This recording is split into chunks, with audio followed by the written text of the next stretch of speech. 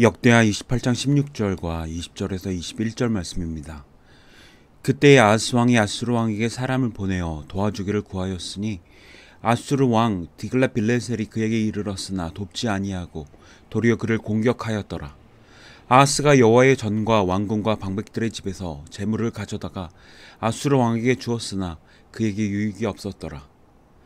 사람은 본능적으로 강력한 힘을 원합니다. 누군가 나를 지켜줄 힘, 내가 세상 속에서 성공할 수 있는 힘, 눈에 보이는 확실한 보장을 원합니다. 아하스 왕도 마찬가지였습니다. 그는 위기 속에서 하나님이 아닌 아수르를 의지했습니다. 아수르는 당시 세계 최강의 군사 강국이었습니다. 사람은 늘 눈에 보이는 힘, 붙잡을 수 있는 복을 추구합니다. 그리고 스스로 그걸 지혜라 여기고 그것을 신앙이라 착각합니다.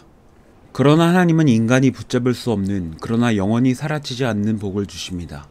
16절에 보면 그때에 아하스 왕이 아수르 왕에게 보내어 도와주기를 구하였더니라고 합니다. 당시 북이스라엘과 아람이 동맹을 맺고 예루살렘을 공격했기에 그는 극도로 불안했습니다. 그런데 그 순간 아하스는 하나님을 붙들지 않고 아수르를 붙들었습니다. 아수르는 왜 강했을까요?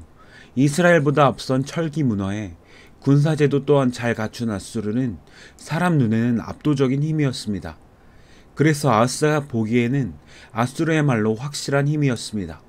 그런데 아수르를 의지한 결과 에돔이 쳐들어와 사람을 사로잡아갔고 블레셋이 유다 성읍들을 점령했습니다. 또한 아수르조차 유다를 돕지 않고 오히려 괴롭혔습니다. 아하스가 붙잡은 복은 결국 그를 더 곤고하게 만드는 올무였던 것입니다. 22절은 이렇게 말합니다. 이 아하스 왕이 곤고할 때에 더욱 여호와께 범죄하여. 히브리어로 곤고는 좁아지다, 압박하다는 뜻입니다. 사방이 막혀 숨이 막히는 상태. 그런데 이때 아하스는 하나님께 돌아오지 않고 오히려 더 우상에게 나아갔습니다. 23절입니다. 다메섹의 신들에게 제사하여 이르되 아람 왕의 신들이 그를 도왔으니 나도 그에게 제사하여 나를 돕게 하리라. 이것이 우상숭배의 본질입니다. 내가 더 강해지려는 욕망, 승리한 신을 붙잡으면 나도 이긴다는 계산, 그리고 사람들은 그것을 지혜라고 부릅니다. 요즘 젊은 세대가 왜 명리학에 열광할까요? 적어도 그걸로 대통령까지 해본 사람이 있으니 그들에게는 믿져야 본전이라는 마음으로 그것에 심취합니다. 그러나 모든 것이 결국 나 중심입니다. 성경은 이것을 우상숭배라고 합니다. 탐심은 곧 우상숭배니라. 그들의 신은 배요. 나를 위한 신앙도 곧 우상숭배입니다. 그런데 더 중요한 것은 이 말씀을 읽으면 거의 대부분의 사람들은 이렇게 말합니다. 아하스가 저렇게 살다 망했으니 나는 하나님만 따라가야지. 나는 순종해야지. 그렇게 생각한 자들이 바리새인이었습니다. 그러나 예수님은 바리새인들을 향해 너희 아비는 마귀라 하셨습니다. 왜요? 그들은 순종을 말했지만 사실은 나를 위한 순종을 했기 때문입니다. 십계명도 마찬가지입니다. 하나님께서 십계명을 주시고 수많은 율법을 이스라엘에게 주신 이유가 무엇일까요? 이스라엘은 애굽에 있던 자들을 유월절 어린 양의 피로 하나님이 자기의 장자를 만든 백성입니다. 그렇기 때문에 이스라엘에게 주신 율법 또한 그들은 어린 양의 피로 구속되었으며 그 어린 양의 피의 은혜가 아니면 그들이 결코 살 수 없음을 보여주기 위한 율법이 되는 것입니다. 십계명의 모든 내용은 하나님 사랑과 이웃 사랑입니다. 나를 위한 계명은 하나도 없습니다. 즉 내가 부인되어야 지킬 수 있는 율법이 됩니다. 그런데 대부분은 나를 위해 계명을 지킵니다. 내가 복을 받기 위해, 내가 구원받기 위해. 그러나 율법은 나를 위한 도구가 아니라 자기를 부인하고 주님만 의지하도록 만드는 도구입니다. 많은 사람들이 야고보서를 행위를 강조한 성경으로 보지만 실상은 이렇습니다. 누구든지 온 율법을 지키다가 그 하나에 걸리면 모두 범한 자가 되나니, 모두 지키다가 하나만 어겨도 모두 범한 자로 만드신다는 것입니다. 저는 욥기를 묵상하다가 큰 충격을 받았습니다. 사랑의 하나님이라면서 왜 그 고난을 당한 욥에게 위로 한마디도 안 하실까?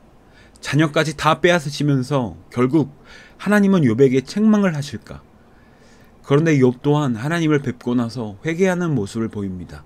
내가 티끌과 재 가운데서 회개하나이다. 그의 눈이 열린 것입니다. 나를 위한 나가 무너졌습니다. 사람의 본능은 붙잡을 수 있는 힘을 찾습니다. 마귀도 예수님을 그렇게 시험했습니다. 이 돌들로 떡이 되게 하라. 내가 하나님의 아들이거든 뛰어내리라. 내게 절하면 천하 만국을 내게 주리라. 그러나 주님은 보이지 않는 것으로 그 시험을 이기셨습니다. 겉으로는 십자가에서 완전히 실패하셨습니다. 그러나 그 자리에서 정사와 권세를 이기셨습니다. 정사와 권세를 벗어버려 드러내어 구경거리로 삼으시고 십자가로 그들을 이기셨느니라.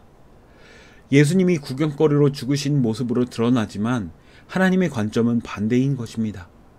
사람은 죄에서 벗어날 수 없습니다. 죄를 범하는 자마다 죄의 종이라. 율법으로는 죄를 깨달음이니라.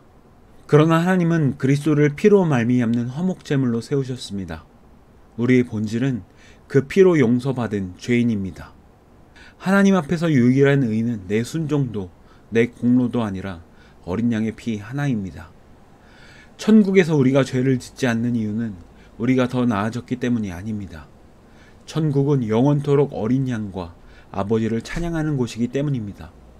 죄가 설 자리가 없는 것입니다. 여러분은 무엇을 붙잡고 계십니까? 보이는 축복입니까? 이제는 보이지 않는 십자가입니까?